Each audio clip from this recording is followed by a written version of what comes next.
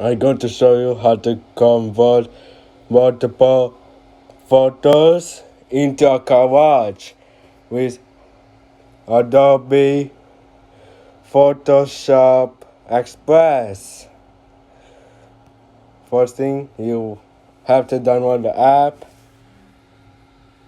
and then choose collage, and then you select which picture you want to put.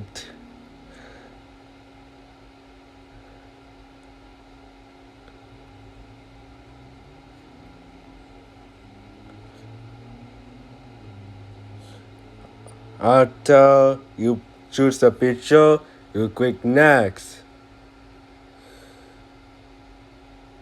So if you want to change, you can change the design. So this is how you convert multiple photos into a collage. Like and subscribe to my channel if the video is helpful. And if you want to save, you can save your collage. Check your camera roll